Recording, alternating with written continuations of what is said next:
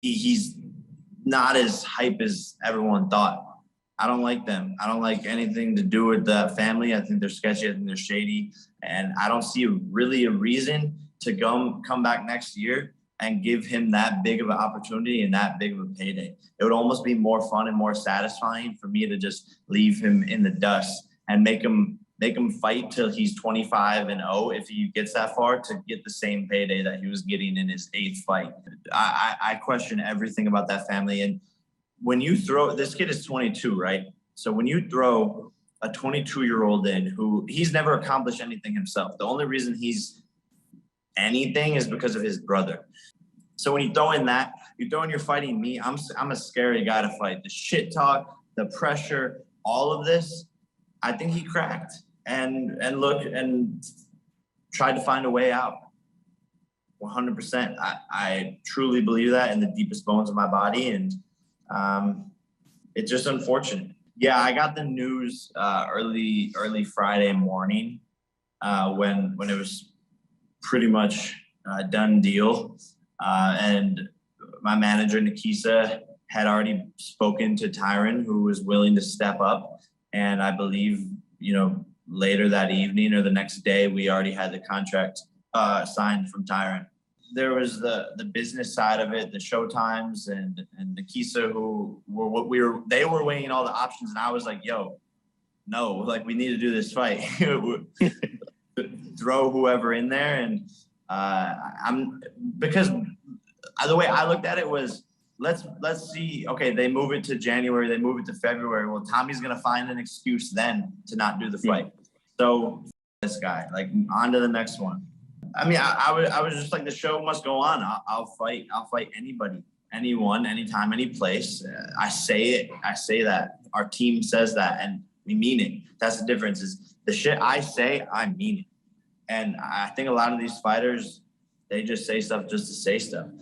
I have a responsibility to put on this show for my fans. I wanted to fight 3 times this year, and every fighter on the undercard, imagine them getting the call being like, oh, the event's canceled. Like, that sucks for everybody. A lot of these boxers live paycheck to paycheck, fighting, and they need this in their life. So I had to step up to the plate, and I didn't care who it was that they threw me in there with.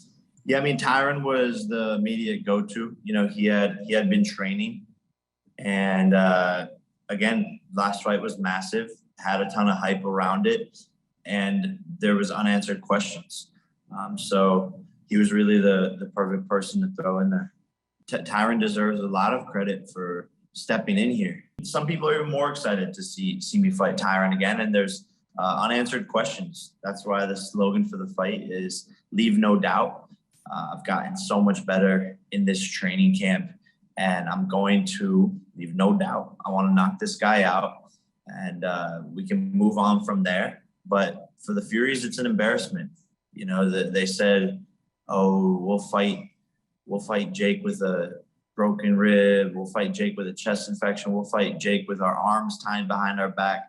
And then when it actually came to fighting me, they pulled out. So, it sucks, but it is what it is. The story has been people making excuses every which way about my fights. So I sort of don't care what people have to say or if the respect is there.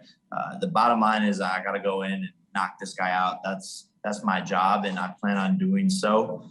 And we'll see what happens afterwards, but I could really care less because no one has ever wrote my checks, or the haters never paid my bills.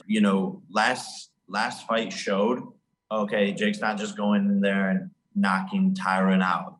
There's a lot of things to work on. I didn't fight my best fight for sure, so it wasn't even my best night, but there was a lot of things to work on, and we did that this camp. We went 10 times harder. I've sparred almost 200 rounds since that fight and changed up a lot of details. Diet, it was one of the big things. I really stopped eating as many carbs. We brought in a nutritionist, and he tweaked every little thing, and I'm 10 pounds lighter than I was going into the last fight. So I'm feeling faster, but also stronger at the same time. Man, you know me, I like to make things more interesting all the way across the board.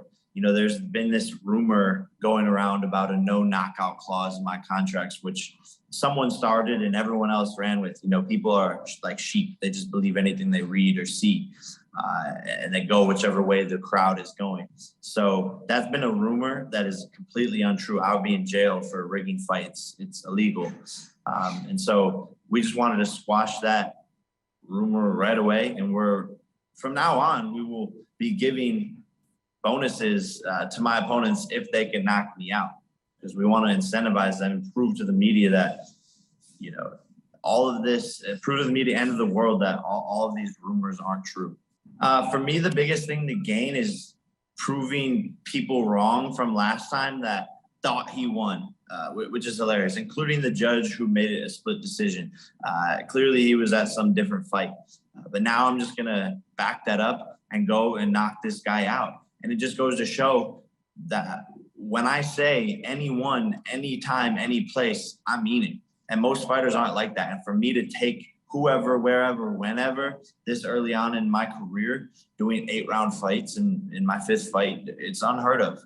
So people just need to realize how serious I take this and how a lot of these other professional fighters don't train as hard as me. They're not as prepared as me. And like Tommy Fury, he pulled out of the fight because of, you know, some silly little thing. I fought with a broken nose. I fought sick. The list goes on. So the last fight against Tyron, I had a hyperextended elbow. Didn't say anything. Why? Because it doesn't matter. I'm still going to go in there and find a way to win. So that's my motivation, is win.